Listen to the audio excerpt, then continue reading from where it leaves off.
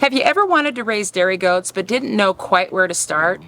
I've raised dairy goats for over 30 years now and still enjoy it today, and can't imagine my life without them.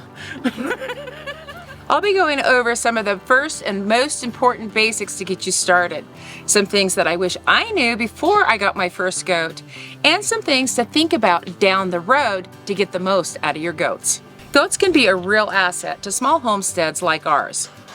They not only provide fresh milk, but you can make cheese, yogurt, buttermilk, cream, butter, yes, cream and butter, and I'll give you a rundown later in this video on how I do that.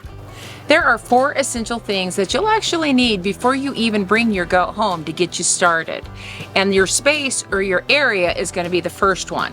When you're on small acreage, it can be kind of hard to figure out where you're going to keep your new goats. Goats need a minimum of 200 square feet per goat. And of course, the more the better. Our goats' barnyard is at the back end of our property, and their dry lot area is approximately 800 square foot.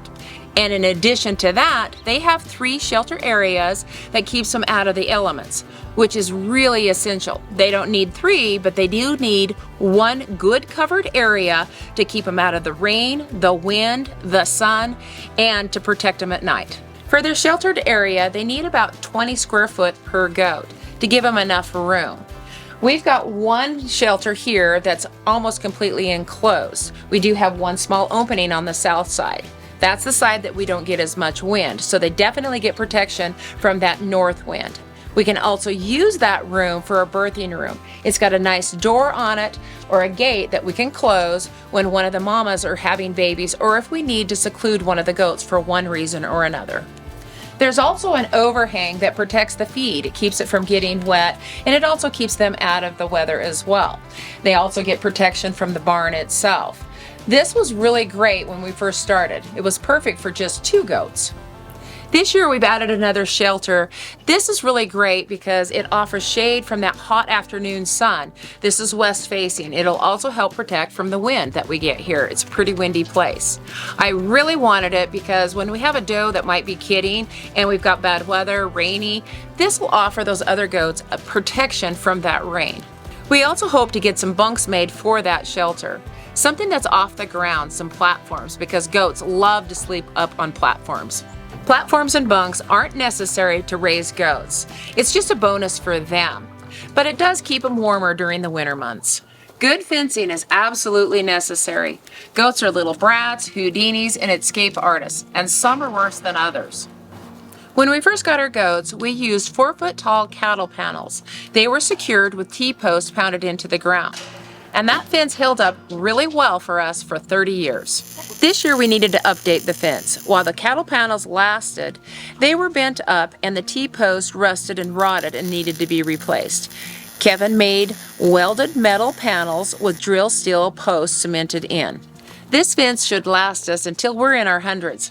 I'm pretty optimistic and I'll always have goats, so why not plan ahead? Good goat fencing should be about 3.5 to 4 foot tall, with no obstacles on the inside that the goats can climb up on and jump out. We had a spool on the inside of our goat pen that wasn't secured to the ground, and our old goat pushed it right over to the fence, hopped up on it, and then jumped out of the fence. That is the only time that we've ever had any problems with the goat jumping out. And this is for larger breeds. Smaller breeds can probably have a shorter type of a fence. There's several good goat fencing out there, but one thing that we did learn when we put in our first fence, and we wish we had done it differently, we used the cattle panels with the 4x6 openings, this size right here, and they were all the way down to the bottom. This one here, our newer fence, has smaller openings, so the baby goats would sneak through those little openings and they'd wander through the orchard. It wasn't too bad of a problem because we're double fenced in, so that held the baby goats in. But if we weren't, then they could get out and be exposed to predators. Horse panels work great for goats. The bottom of this one is a 2x6 opening, then it graduates to a 3x6, and then we're back to the 4x6. But those baby goats are going to try to squeeze down low, so having it up high is never going to be a problem. Wood fencing looks awesome, but because they have open slats, you'd have to put some sort of a utility fence secured to it, or even a cattle panel secured to it, so that they don't sneak through that. And you'd be better off screwing it in rather than nailing it in, because goats, they absolutely love to push on things. Electric fencing is fine, but if it gets grounded, those goats know, and they're going to push their way through it the minute it's grounded. They'll get out, eat your young trees, your grapevines, your berry bushes, whatever you don't want them to eat, they'll eat. If you do opt for using electric fence, just make sure that the grasses are cut short near or where your fence is going to be so that they don't touch that fence, grounding it out. We'll use electric fencing to barricade off some of our trees and berries and let the goats out into the orchard so that they can get some extra exercise. This is great, but it is temporary. Good gates with good latches makes your goats be good goats. You want your latches to be Houdini proof. When we first got goats, we had a good gate that had a good latch for dogs. Those goats would sit there and play with that latch until they figured out how to open it. And it always seemed like it was at nighttime when they would get out. And they would get themselves into all kinds of trouble. So it's not good for them, it's not good for us or our yard for the goats to get out. Since then, we've improved a lot on our latches. Heavy-duty clasps work really good to keep goats in. Our gate here has a double lever action where you have to lift up on this lever before you can slide this one out. And that way, when we put it back, this little lever falls back down, and it really keeps them in nice. Simple clasp like this one right here that you just slide right over your fence, and then this little ring flops over is pretty goat proof. I'm sure there's some goats that would figure it out, but we've never had one do it yet. You can use some wire to twist around your gate to hold them in, but time after time of being used, it'll end up breaking. Good latches aren't that expensive, and they're worth their weight in gold to keep your goats in and safe. Good latches are all a part of good fencing. You'll also want your gate to be wide enough so that you can get a wheelbarrow through it easily, because you're going to need to get into your pen to clean up all of that composting material. You'll also want to have feed and a watering system ready before you bring your goats home. If you have a field, then you won't need to feed them hay or other types of grasses that are baled. You can run them on that. But we don't, so that we have to bring in our hay. And I try to strive to make sure that I have about a year's supply, or at least until the next cutting plus some. There's nothing worse than running out of hay in the middle of winter time. During the winter months, hay can be rather expensive and sometimes scarce. So store as much as you can for your space that it allows and your budget. But make sure that it's under protection or under some sort of a cover, because it really is awful when you spent all of that money and time putting your hay away for the rain to hit it and it to go bad. We got by a good many years before we could build a good hay cover. And we got by just fine. But this hay cover that we have now is a true blessing. We don't have to deal with tarps or worry about it going bad in weather. You might want to even look into feeding chaff hay, which we do as a supplement for our goats. It's compacted, it's a probiotic feed, and it stores outside just fine. It's easy to feed and it takes little room. There's several types of hay that you can feed your goats that people use on a regular basis. Timothy hay, grass hay, and alfalfa hay. I prefer alfalfa hay. It's high in protein and calcium, which is great for goats in milk. You may also need to have grain on hand, especially if you've got milking does. They'll need this to keep their milk production up. It also occupies them while they're on the milk stand. It offers some minerals and nutrients that they need to keep that milk production up. I feed my Nubian goats, which are larger breeds, 2 cups of organic grain per milking. So in the morning when I'm milking, and again at night. Smaller goats like Nigerian dwarf will obviously need less grain per milking. I'm including watering your goats with part of my 4 essentials that belong with the feeding part of it. You're going to need to figure out what type of a watering system that you want, whether you want to use a bucket, a trough, or an automatic watering system. If you're using a water bucket, you need to make sure that it's secured to your building or your fencing. Goats are notorious for knocking those buckets over, and you don't want that in the middle of summer. That can be detrimental. I also don't like buckets that have bells or handles on them. Goats are very curious, and they can easily get their head stuck in these, especially goats that have horns. And this bucket here isn't near big enough unless you're out there every hour filling it up. Goats can drink a lot of water. I recommend having at least a 5-gallon bucket of water. But you got to be careful too when you have babies, not to have it too deep that they can jump in and not be able to get out. We've always had automatic goat waterers. I really like these, but you do have to make sure that you check them every morning. Part of my routine in the morning is to check the water to make sure that it's clean, free of debris, and even poop, because goats are goats, and to make sure that that float didn't malfunction.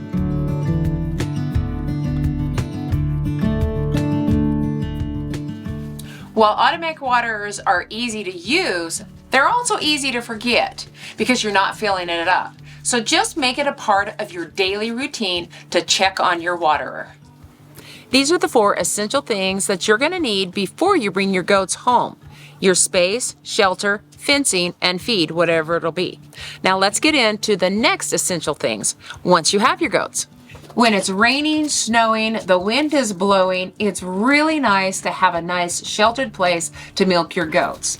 You don't have to have a sheltered place to milk your goats, but it makes your job much more enjoyable, plus the milk is much cleaner. I've seen several people that have gotten milk goats and don't have shelter for their milk room or a shelter cover from the rain and the wind, and their excitement and their joy of getting goats dwindles rather quickly. You can use a shed, a lean-to, an overhang from a barn, or right inside the barn. Or you can create a milk room or a barn for milking. Really, it's endless of what you can do. Some other items that you're going to need before you get your goats or soon after is a good pair of hoof trimmers. Goats need their hooves trimmed on a regular basis to keep them healthy. When I first got goats, I invested in a pair of $80 good Verdizo clippers, and I loved them until I dropped them and knocked off the tip. Then I got me some Felcos. Those were $80 as well, years down the road. And honestly, these are not my favorites anymore. This cheap little pair that's $20 is lightweight, easy to use, nice and sharp, and if I do anything to it, there's not much loss. These are my favorite, and I'll put a link in the description below. I've owned these inexpensive pair of clippers for 4 years now. They've had a lot of miles put on, lots of hooves to trim, and I still love them. If you're getting milkers, you want to have a good milk bucket. I've seen a lot of people use mason jars to milk right in that. I guess I'm a little old-fashioned because I still love my stainless steel milk pail that has a lid. I tend to be a little bit clumsy, and me and glass and milking and goats is not a good idea. One thing I do recommend is not to use plastic. Plastic is fairly porous, and it's hard to clean really well. And goat's milk needs really clean surfaces. And plastic will also make your milk taste bad. A milk stand makes milking a breeze. It holds the dough in place while you milk. You can make one or purchase one. Ours is made out of old wood pallets, and we've had it for as long as we've had goats. To me, for a milk dough, it's essential. You will also need something to clean the udder before milking. Brushes are nice to knock off the big chunks. You want the udder and teats to be clean. The cleaner, the better the milk. This can be a bucket of warm water and a rag. I like the convenience of dairy wipes. I used to use baby wipes without any scents, and that works really well too. Goats are so smart. At milking time, they wait at the gate to come in. They know their names, who goes first, they jump right up on the milk stand and hop off when they're done. I've always milked my goats in order. This eliminates any goat confusion. If you're going to have milk goats, then you're going to need to breed your dairy goats in order to have milk. And then you have to make the decision with those kids that you get whether you're going to disbud them or not. And if you decide to disbud them, then it might be worth the investment in purchasing a disbudding iron. I choose to disbud my dairy goats. For one, when they get on the milk stanchion, there's a headlock that they put their head through to get the grain. That headlock just is a bar that slides over up against their neck, and it just holds them in place and still while I'm milking. You can get milk stanchions that are meant for goats that do have horns, and you can find this one on Viver, and I'll put a link in the description for that. This is really great for my Angora goats, which do have horns, where I'll just wrap a chain over them. And I'll use this when I'm trimming their hooves. I'll disbud my kids, my baby goats, at about a week old. If you've got a smaller breed dairy goat, then sometimes it takes up to 2 weeks before those little buds start to form. And you do want to wait until you feel those buds forming. You'll also need to decide whether you're going to bottle feed those kids or not, or let them latch onto mom. I like to bottle feed my babies because this makes them more friendly, and the grandkids love to do it. But you do need to know that this will take a lot of time, but it is worth it, in my opinion. You'll need to decide whether you're going to bottle feed or let them latch onto mom before birthing day, because you want to have those nipples and those bottles ready. You don't want to be caught off guard. And a simple water bottle works perfect for your bottle. I like to use the pictured nipples, but there's a wide variety that you can choose from. And whatever you start them on, they'll do just fine with it. Every year when I have a doe freshen, which means the doe gave birth and she's freshened milk, I always save some of that first few days colostrum and store it in the freezer, just in case we have a problem with a mom in the future. This ensures that I will always have that colostrum for babies because they need that to be healthy. Luckily, we've never had to need it, but we have had some friends that's used it, and luckily we had it. And I like to be prepared for anything. You can purchase a colostrum substitute in a pinch, but the mom's natural colostrum for their babies is best. I also feel it's essential to keep first aid herbs on hand at all times in my barn. Slippery elm is one of the herbs that I think is the most essential to always have on hand. It works great if your goat gets the scours. I just administer it by making a paste, sucking it up with a syringe, and squirting it into their mouth. And it works really quick and very well. Scours is diarrhea in goats, and it can be detrimental if left very long. The goat can get dehydrated and malnourished if not taken care of rather quickly. You usually want to take care of this within the first day that you notice it. Raspberry leaf is another excellent herb to have on hand. It's excellent for a pregnant doe, and it's especially good just before giving birth, during birth, and after birth. Marshmallow root is another herb that I like to keep on hand. It isn't necessary, but I like to administer 1 teaspoon over the top of their grain at milking time. This will increase their milk production. You weirdo! Comfrey is also excellent to have. It's excellent for their bones and for wound healing. There are so many herbs that are good for goats that go deeper than the scope of this video, but I'll put a link in the description of a blog that I wrote to help you dive into that a little deeper. A manger or a feeder is a really good idea to keep your hay off of the ground. When we built this barn, we built this manger that's included in the barn, and it has slats. Now, goats are extremely wasteful, and they'll pull that hay through just eating the leaf, and the stubble ends up all over the ground. A better choice for a feeder is something that has these wire with little squares. That makes it a little bit harder for them to pull out so much and waste it. Picking the right goat breed for you and your space might require some research. If you have smaller space, you might want to go with a smaller breed like Nigerian Dwarf. And you also want to look at milk production. I went with Nubians because of their high milk production. Just one of my Nubian does, when they're fresh, can produce almost 1 gallon of milk per milking, and that's milking twice a day. So I have 2 milk does, and that means almost 4 gallons of milk per day. You want more than 1 goat. Goats are herd animals, and they need each other to be happy. If you have 1 goat, it's going to be lonely, and more than likely it's going to be noisy. And if you live in close proximity to your neighbors like we do, you just can't have that. Our goats are very quiet most of the time, except for a couple days after birthing. They tend to be a little mouthy. But if you have kids and you're bottle feeding them and you're late, they're going to let you know it. Nubian goats are known to be one of the noisiest breeds, but we've been pretty lucky in the 30 years that we've had goats. We've only had 2 that have been extremely noisy, and we just couldn't keep them because we do live in that neighborhood. I think our goats are really happy. They're fed well, they're taken care of well, and this makes them content and much quieter than what they claim they are. Dairy goats are a real commitment. You have to be there to milk. I milk twice a day when they're fresh. 12 hours apart, morning and night. In the fall time, I'll start to cut back and I'll milk once a day in the mornings. And you can continue to milk twice a day if you want, but milking once a day just kind of gives you a little bit of a break. If you're not sure about raising dairy goats, not sure about that milking commitment, then maybe you'll want to try your hand at raising a wether. Wethers are just a castrated male. They don't smell bad like the bucks do. They're generally gentle, and they certainly cost a lot less than your good milk does. Something to think about when you go on vacation. You will need a reliable milker, one that knows what they're doing. It's not like just feeding the cat. You may also want to have a milking machine, which might make it easier for you, especially if you have arthritis or other issues. They come either battery operated or electric. And it's kind of nice to have on hand if you go on vacation for somebody that comes in and milks and doesn't have that strength to milk those goats out all the way, because it does take some muscle memory to get built up to milk your goats.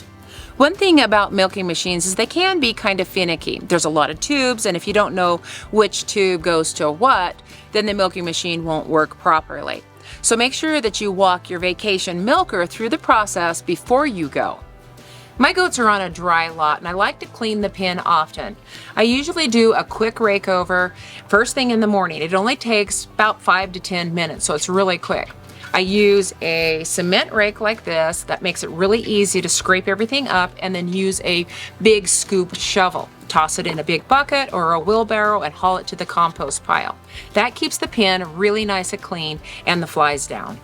Goats are foragers, not grazers. They like things at eye level or even above, where they can climb up and get things like leaves or branches off of small trees. I live on small acreage, and so I have to bring the roughage to them. So I'll bring them things like trimmings from the fruit trees, the grapevines, berry bushes, just so that they get that roughage, and it's better for their rumen. I let my goats out to play in the orchard and get some exercise, and they love to eat the leaves that have fallen during the fall time and other debris that's just kind of laying around. And I don't mind that, but I have to be really, really careful, because if I have a small tree out there, those goats will debranch it in no time. And if I leave them out there too long unattended, then they can debark your trees and kill them. So you have to be really careful. So what I like to do is to barricade them off with the electric fence. They can still get that exercise in the orchard, and I don't have to worry about them debarking my trees. If you want to have milk does, then you have to breed your does in order for them to freshen and have milk. But then you have to think about the babies. If you live on small acreage like us, you can't keep all those babies. As much as I want to, you have to decide which ones to keep and which ones to get rid of, and keep that balance in check. I like to keep 2 milk does all the time, with their ages spread out just a little bit. Once in a while, I'll keep one of my really nice young doelings to replace one of the older ones. We've got a 16-year-old goat here, and she doesn't milk anymore, but she'll live the rest of her life out here. So right now we have this young doeling here that'll take her place. We don't keep a buck here on our property. For one, it's small and we don't have the space for it. And the other is they smell pretty bad, and you don't want them too close to your milk does because it can taint the milk. So we do have to transport our does when they come into heat to visit the buck, or we bring a buck in. Goat's gestation period is between 145 and 155 days. My goats generally go right around that 150-day mark. Goats can give birth to 1 to 4 babies per birthing. We've had several goats that have given us 4 babies at a time. Now imagine if you had 3 pregnant does that gave birth to 4 babies each. Are you ready for that? Goats will also need minerals. You'll want to make sure that your minerals contain copper and selenium, because this is really important for the vital health of your goats. But if you're raising sheep, make sure that you keep your minerals separate, because high levels of copper for sheep can be really toxic. Even though I offer my goats loose minerals and mineral blocks, I still administer a copper bolus to them once a year. I'll take that copper bolus and I'll slide it right in a ripe banana, because they love bananas, and they'll eat that banana so fast that they don't even know that that bolus was in that banana. Copper helps your goats fight off internal parasites. It also helps keep their coat and their hooves healthy. It's also needed for their reproductive health, and the list goes on. Copper is very important for goats. We don't have as bad of a problem with internal parasites and worms in our dry, hot climate as other regions do that are wet and cold, but I still choose to do a maintenance deworming program with herbs. I'll put a link in the description of the herbs and the amounts that I use for my goats. Some other things that you might want to include in your barnyard are things like spools, half-buried tires, stumps, or logs. These all entertain and exercise your goats, and I guarantee you they will entertain you as well. Now what to do with the goat's milk besides drinking it fresh. Goat's milk made into chev and feta is super easy and great for the beginners. Some things that you might want to have on hand is some cheesecloth for straining that cheese. There's also some cheese molds and even a cheese press. That's more for your harder cheese once you start to get a little bit more experience at what you're doing. You also want some cheese cultures, and if you don't have a good local shop, New England Cheese Making Company is really great for supplying a wide variety of different cheese cultures. You can also make kefir, buttermilk, and yogurt. You have to have a cream separator if you want to make cream, and I'll show you how to do that. Then we'll make some butter. This is our cream separator. We'll put the milk in the top, and this top spout here is where the cream's going to come out, and the bottom spout is where the skim's going to come out. You want to make sure that you have a large enough container to catch both the cream and the skim. The milk needs to be warm before we put it in our separator, about 100 degrees, which is about the body temperature of a goat after we've milked them. But I found that if I put the milk in straight after milking, I don't get as much cream as I do if I refrigerate it first. So now that I've refrigerated it, I need to warm it up to 100 degrees. You want to make sure that you heat your milk up slowly because you don't want to overheat it. And it's the same with cheese making. The slower you bring the temperature up, the better. Digital thermometers or cheese thermometers are going to work great. Just make sure you watch the temperature for when it gets to 100 degrees and shut your heat off. When I'm separating my milk into cream, I usually like to do at least 2 or 3 gallons at a time because these units are a little tedious and time consuming to clean. Now we're up to 100 degrees and I'm going to shut off my heat and I'm going to pour this milk right into this top vessel. But before I do that, I want to make sure that the valve on the top is closed. Otherwise, I'm going to have a real mess. Before I open the valve, I want to make sure that I turn the motor on and let it run for just a few minutes because sometimes it takes it just a little bit to warm up and get going.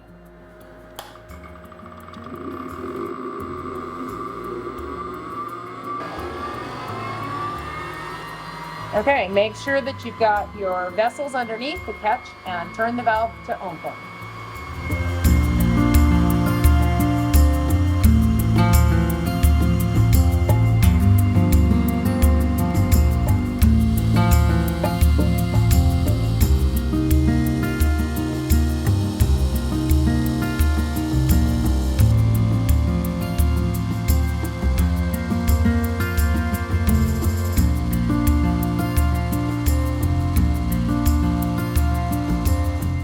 So we've separated 1 gallon of goat's milk and we got 1 cup plus 1/4 of cream. Now cows obviously give you a lot more, and this is why I like to do 2 or 3 gallons to make my time worthwhile. You'll take this cream and we can make butter with it, or you can whip it up and just use whipped cream, and then you'll take this skim and you can make ricotta cheese with it. Or if you have chickens or pigs, you can feed that to them. Or you can just drink it skimmed, it doesn't matter. For small amounts of cream like this, you can just use these little butter churns to churn your butter. Or if you've got a lot of cream, you can actually just put it in a KitchenAid with the whip and whip that up. And you want to whip past the point of what you would whip cream. You want to see the separation from the butter and the buttermilk. Okay, at this point, we've gone beyond whipped cream, and now we have the separation from the buttermilk. The milk that's in here is just a liquid, and we can turn this into buttermilk if we save that. And then the solid that's in here is butter. So I'm gonna need some butter paddles, and I'm gonna need to rinse it to get all of that buttermilk out of the butter so that it doesn't go rancid. You can see the texture is definitely starting to change. I've been rinsing it in cold water. If you've had tap water that was cool enough or cold, then you could definitely just rinse it under running water. So I'm having to put cold water in this bowl, mixing it up, getting that buttermilk to come out, and then draining it, and then rinsing it again. You want to rinse it until the water comes clear. All right, you notice that this butter is white. It's nothing like the grocery store. At this point, you can go ahead and add some real salt to it just to add some flavor if you want to. And then you can shape it. You could even use one of these butter molds to shape it and then put it in the refrigerator, and it'll last for about a week. And we like to store ours in the freezer so it lasts a long time. It'll last in that freezer for a good year. These are just a few tidbits that you can do with your goat's milk. It's so versatile. It's just as versatile as cow's milk. And it doesn't even have to taste like the hair of the goat if the milk is done right and it's clean. I know this is a lot of information and can be overwhelming. There's a lot to think about before getting goats. Or you could do what we did. Jump in head first, not knowing what you're doing, make plenty of mistakes, but figure it out along the way.